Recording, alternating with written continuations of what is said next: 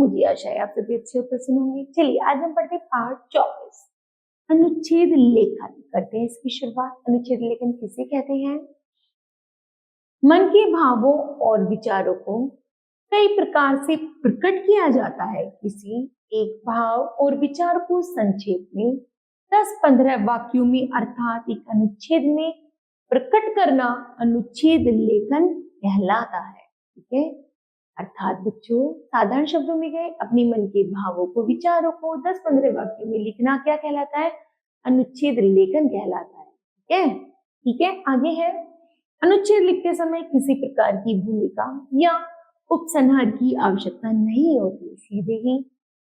सीधे ही विषय का आरंभ कर दिया जाता है। अनुच्छेद रोचक होना चाहिए ताकि पाठक की उत्सुकता बनी रहे। ठीक है, अनुच्छेद लिखते समय कुछ बातों को अवश्य ध्यान में रखना चाहिए। जैसे नंबर 1, अनुच्छेद के विषय पर अच्छी तरह से सोच विचार करना चाहिए। मुख्य बिंदु को ध्यान में रखना चाहिए। सरल तथा व्यावहारिक भाषा में अनुच्छेद लिखना चाहिए। 100 से 150 शब्दों में अनुच्छेद लिखा जाना चाहिए। ठीक है, जैसे पहला अनुच्छेद है हमारे सामने, मीठी वाणी। कैसे लिखते हैं इसको? किसी कवि ने ठीक ही कहा है कि मधुर वचन है औषधि, कटु वचन है तीर। यह कथन सत्य है। मीठी वाणी का प्रभाव मनुष्य पर नहीं बल्कि पशु पक्षियों तक पर पड़ता है। मधुर वचन दूसरों को प्रसन्न कर देते हैं तो कड़वे वचन उसके चित्त को अशांत एवं उत्तेजित कर देते हैं। मधुर वचनों से बिगड़े हुए काम भी आसानी से बन जाते हैं। मीठी वाणी दूसरों का दिल जीत लेती है तथा सहयोग, भाईचारा एवं मित्रता को बढ़ावा देती है। इस संसार में कोई ऐसा काम नहीं जो मधुर वचनों के द्वारा ना कराया जा सके। अतः हमें ध्यान रखना चाहिए कि बोलते समय हमारी वाणी में मिठास हो। ठीक है, इस तरह एक अनुच्छेद पूरा होता है। चलिए अब दूसरे अनुच्छेद को पढ़ते हैं। वो है हमारा राष्ट्रीय ध्वज। इसके बारे में कुछ वाक्य कैसे लिखते हैं? प्रत्येक स्वतंत्र राष्ट्र का एक राष्ट्रीय ध्वज होता है। स्वतंत्र भारत का राष्ट्रीय ध्वज तिरंगा है। यह तिरंगा भारतवर्ष के नागरिकों को अपनी जान से भी अधिक प्यारा है। इस तिरंगे झंडे में 3 रंग हैं। मध्य में अशोक चक्र है।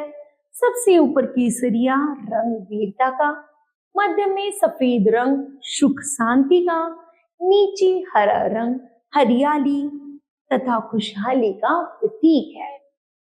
मध्य में स्थित अशोक चक्र परिश्रम एवं प्रगतिशील रहने की प्रेरणा देता है। यह चक्र हमने सम्राट अशोक की ललाट से लिया है। इस ध्वज की रक्षा करने के लिए लाखों लोगों ने अपनी जान की बाजी लगा दी।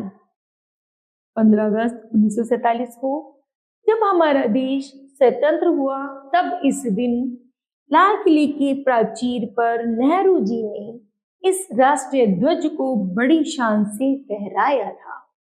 हमारा कर्तव्य है हम इस ध्वज की आन बान और शान से रक्षा करें, ना? आगे है परिश्रमी प्रगति की सीढ़ी। परिश्रम प्रगति की सीढ़ी। परिश्रम मनुष्य की प्रगति का एकमात्र साधन है। इसके बिना मनुष्य की प्रगति संभव नहीं है। परिश्रमी मनुष्य अपने साहस व परिश्रम के द्वारा असंभव को भी संभव बना सकता है। व्यक्ति पुरुषार्थी होता है तथा अपने लक्ष्य की प्राप्ति के लिए मन, वचन तथा कर्म से अथक परिश्रम करता है। सफलता उसी के कदम चूमती है।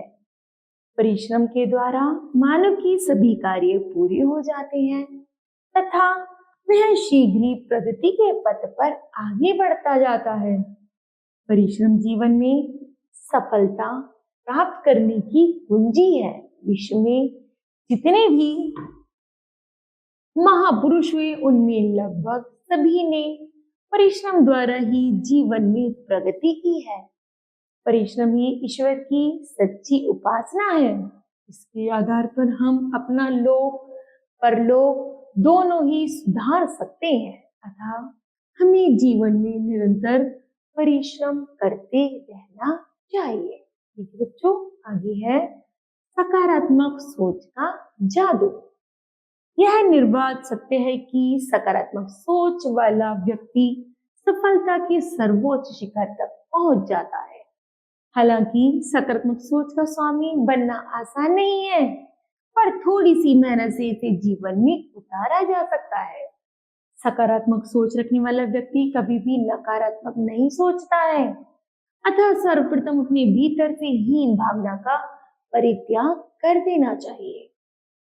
अब मैं क्या कर सकता हूँ, कैसे कर सकता हूँ? ऐसे विचारों को हमेशा के लिए अपने मन मस्तिष्क से निकाल देना चाहिए। इन नकारात्मक विचारों के स्थानों पर मैं क्या नहीं कर सकता हूँ? सब कुछ संभव है, असंभव कुछ भी नहीं। इन विचारों को अपने चिंतन का अनिवार्य हिस्सा बना लेना चाहिए। सकारात्मक सोच वाला व्यक्ति कभी भी छोटी बात नहीं सोचता है। जब सोच ऊंची होगी तभी उड़ान ऊंची होगी और ऊंचाइयों पर जा सकेगा। इस तरह कुछ और है भारतीय संस्कृति। किसी भी जाति की सभ्यता के भीतरी भाग में बहने वाली धारा ही संस्कृति होती है। यह सुंदरता का पूर्ण विकसित रूप है। प्रत्येक जाति की अपनी संस्कृति होती है।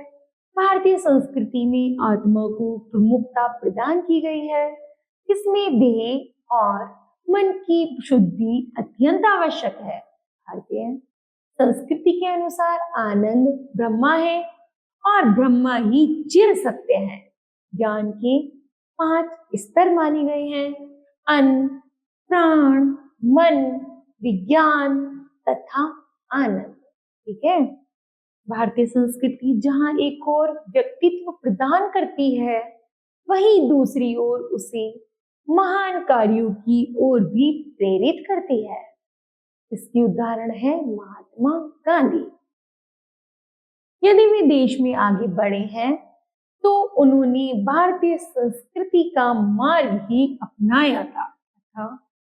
प्रत्येक भारतीय का कर्तव्य है कि वह भारतीय संस्कृति को अपनाकर अपना जीवन सार्थक करे।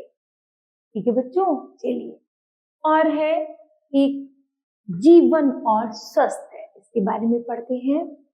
मानव जीवन का सच्चा सुख उसके अच्छे स्वास्थ्य में निहित है। स्वस्थ तथा शक्तिशाली मानव ही संसार में हर प्रकार के सुख भोगता है। अच्छे स्वास्थ्य के कारण वह कठिन से कठिन कार्य सरलता से कर सकता है। स्वस्थ व्यक्ति में अदम्य साहस, उत्साह और धर्म की भावना कूट कूट कर भरी होती है। उसमें आत्मविश्वास होता है, जिसके कारण उसका हृदय सदैव पुष्प के समान खिला रहता है। इसमें इतनी शक्ति होती है कि शत्रु भी उसका सामना आसानी से नहीं कर सकता। इसके विपरीत जो धनवान व्यक्ति है और स्वस्थ नहीं है, वह जीवन को अपने ऊपर बोझ समझता है। उसका जीवन अल्पायु में ही समाप्त हो जाता है। स्वस्थ शरीर ईश्वर की एक सर्वोत्तम देन है। इसको संभाल कर रखना हमारा परम कर्तव्य है। यह मानव के लिए अमूल्य धरोहर है। ठीक है, तो बताओ बच्चों, आपने इस पाठ से क्या सीखा? तो हमने सीखा जैसे ये जो अनुच्छेद थे, इनके बारे में हमें 150 से 200 शब्दों में अपने व्याख्यान, अपने विचारों को प्रस्तुत करना होता है। वाक्य इतना सरल और इतना संक्षिप्त होना चाहिए कि पढ़ने वाले को आनंद आ सके। ये तो मुझे आशा है बच्चों, यह पाठ आपको समझ आया होगा। धन्यवाद।